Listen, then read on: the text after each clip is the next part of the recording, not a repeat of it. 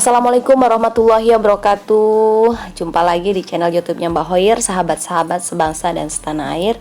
Pada video ini saya akan menyampaikan tentang bagaimana teknis penanganan pelanggaran administrasi yang terstruktur, sistematis, dan masif. Ini terkait dengan politik uang ya.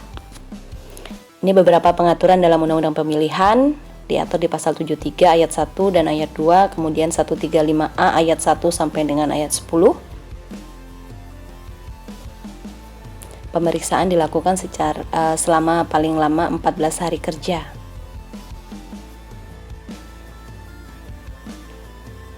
Yang menjadi pedoman adalah Perbawaslu 9 tahun 2020 ya. Perbawaslu 13 sudah diganti. Ini yang menjadi objek pelanggaran TSM adalah pelanggaran administrasi terkait dengan larangan memberikan dan atau menjanjikan uang atau materi lainnya untuk mempengaruhi penyelenggara pemilihan dan atau pemilih. Yang dimaksud dengan terstruktur ini kecurangan dilakukan oleh aparat struktur, baik pemerintah maupun penyelenggara pemilihan secara kolektif atau secara bersama-sama. Jadi hanya aparat struktural ya yang bisa menjadi subjek untuk memenuhi frasa terstruktur ini. Kemudian sistematis, ini harus terencana matang, masif, dampaknya sangat luas. Nah, ini yang punya wewenang menangani adalah Bawaslu Provinsi. Kemudian jika putusan Bawaslu Provinsi tidak memuaskan, dapat mengajukan keberatan ke Bawaslu Republik Indonesia. Ini yang bisa menjadi pelapor, WNI, pemantau, peserta pemilihan, kemudian tim kampanye, dan juga Bawaslu Kabupaten Kota. Terlapornya adalah calon, baik pasangan calon maupun calon secara sendiri-sendiri. Majelis pemeriksa Bawaslu Provinsi adalah ketua dan anggota Bawaslu Provinsi. Asisten dan sekretaris pemeriksa dalam melakukan pemeriksaan bisa dibantu oleh asisten, sekretaris pemeriksa, dan juga notulis ya yang berasal dari sekretariat Bawaslu. Ini adalah syarat laporannya, harus memenuhi formil dan material. Formil adalah identitas pelapor harus jelas, identitas terlapor jelas, waktu penyampaian tidak melebihi batas waktu. Kemudian material adalah uraian mengenai pelanggarannya dan juga petitumnya apa yang dimohonkan. Nah, ini dokumen laporan yang harus dipenuhi. Harus terjadi untuk pemilihan kabupaten kota ya, untuk Pilwalkot dan Pilbub terjadi di 50%, paling sedikit di 50% dari jumlah kecamatan di setiap kabupaten kota. Penyampaian laporan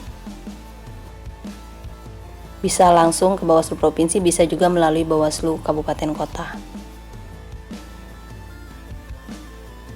Nah, penyampaian laporan ke Bawaslu Provinsi ini alurnya. Pelapor menyampaikan, kemudian Bawaslu melakukan pemeriksaan kelengkapan berkas. Kalau tidak lengkap diberi waktu 3 hari untuk melengkapi. Kalau lengkap langsung diregister. Ini alur penyampaian melalui Bawaslu Kabupaten Kota. Ketika pelapor menyampaikan laporan ke Bawaslu Kabupaten Kota, maka Kabupaten Kota harus segera berkoordinasi melalui telepon kepada Bawaslu Provinsi.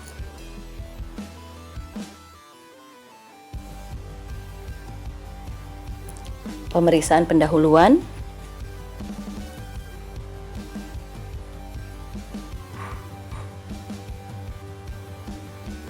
Ini sidang pemeriksaan. Pembacaan laporan. Jawaban terlapor. Pembuktian.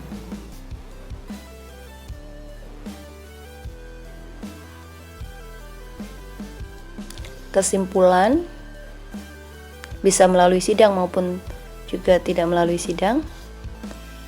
Nah, ini putusannya. Jika terbukti melakukan pelanggaran TSM, maka amar putusannya berbunyi seperti ini ya, ini yang di sebelah sini. Kemudian jika tidak terbukti, yang di sebelahnya. Salinan putusan disampaikan kepada KPU paling lama 1 hari sejak putusan laporan pelanggaran TSM dan juga diunggah di halaman resmi. Salinannya disampaikan bukan hanya ke KPU ya, tapi juga ke pelapor atau terlapor. Nah, ini mekanisme keberatan di Bawaslu Republik Indonesia.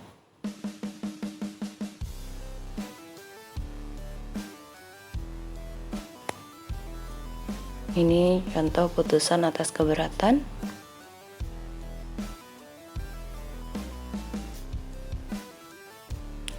Salinan putusan atas keberatan juga disampaikan paling lama 1 hari sejak putusan keberatan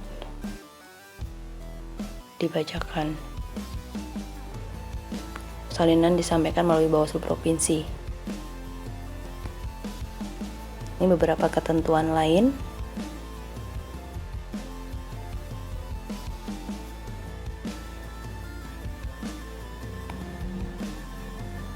Nah, sahabat-sahabat sekalian, penyampaian laporan pelanggaran TSM ini paling lambat disampaikan tanggal 9 Desember 2020, yaitu pada hari pemungutan suara.